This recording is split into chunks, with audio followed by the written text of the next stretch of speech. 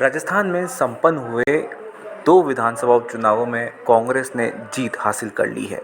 मगर इस उपचुनाव को देखा जाए तो एक कांग्रेस के विधायक गजेंद्र सिंह शेखावत जिनका निधन हुआ था, दूसरे दरियावाद से बीजेपी के विधायक जिनका निधन हुआ था। हमेशा से रहा है कि जिस विधायक का निधन होता है तो उनके परिवार से ही किसी को टिकट दिया जाता है। कांग्रेस ने गजेंद्र सिंह शेखावत की पत्नी प्रीति शेखावत को अपना उम्मीदवार बनाया वल्लभनगर से, तो वहीं दरियावाद में कांग्रेस के चुनाव हारे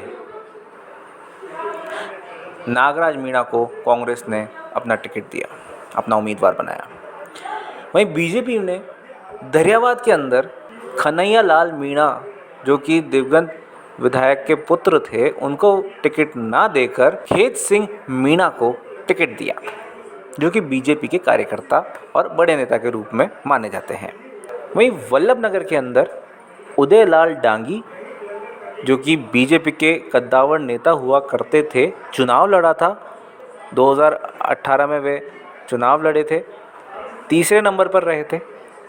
उनको टिकट ना देकर बीजेपी ने हिम्मत सिंह झाला को टिकट दिया, जो कि बीजेपी के कार्यकर्ता है, अच्छे पद पर हैं। वहीं उदयलाल डांगी ने बगावत करके राष्ट्रीय लोकतांत्रिक पार्टी ज्वाइन करी और आरएलपी के सिंबल पर चुनाव लड़ा, वे दूसरे नंबर पर रहे। वहीं रणदीप सिंह भिंडर जो कि निर्दलीय चुनाव लड़े, उन्होंने भी एक अच्छा परफॉर्मेंस दिया और वे तीसरे नंबर पर रहे। कुल मिलाकर बात करें तो जो हालात बने हैं उसमें कहीं ना कहीं बीजेपी ने खुद के पांव पर कुल्हाड़ी मार ली है। वल्लभनगर छोड़िए, दरियावाद के अंदर जो कि बीजेपी का सीट थी, वहां पर कांग्रेस ने जीत हासिल करी है। अगर बीजेपी कन्हैयालाल मीणा को टिकट वहां से दे देती तो निश्चित तौर पर सहानुभूति के आधार पर बीजेपी अपनी वहां पर सीट बचा लेती। मगर ऐन वक्त पर टिकट बदलकर जिस तरीके से किसी और को दिया, ऐसे में बीजेपी ने जो खुद की हालत करी दरियावाद के अंदर, वह देखने लायक है। अब बात करें वल्लभनगर की, तो वल्लभनगर में प्रीति गजेंद्र सिंह शेखावत को कांग्रेस उम्मीदवार बनना तय था, मगर बीजेपी ने उदयलाल डांगी को टिकट ना देकर हिम्मत सिंह झाला को टिकट दिया। ऐसे में जो बगावत थी वह सामने आ गई, क्योंकि डांगी एक अच्छी टक्कर दे सकते थे और उन्होंने आरएलपी में भी जाके दी है।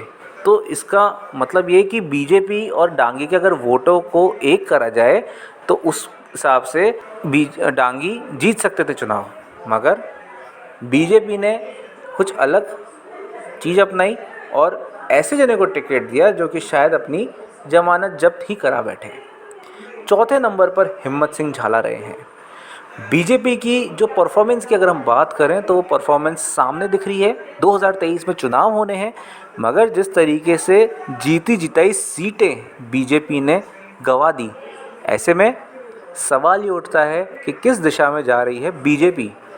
जिस तरीके से इन दोनों उपचुनावों के अंदर बीजेपी का परफॉर्मेंस रहा है, उस आधार पर देखा जा सकता है कि 2023 के अंदर क्या होगा चुनावों में।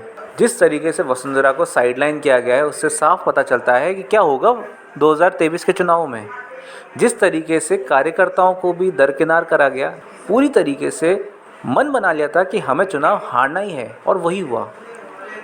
वल्लभनगर क्योंकि माना जा रहा था कांग्रेस जीती जीताई है, मगर दरियावाद जिस तरीके से कांग्रेस ने पलटी मार के जीत हासिल करी, उससे कहीं ना कहीं बीजेपी की आगे की जो समस्याएं हैं वो सामने आते दिख रही है, बगावत के सुर आते दिख रहे हैं। अब देखना ये है कि बीजेपी इस चीज़ को कैसे हैंडल करेगी। लोकवार्ता डेस्क, जयपुर।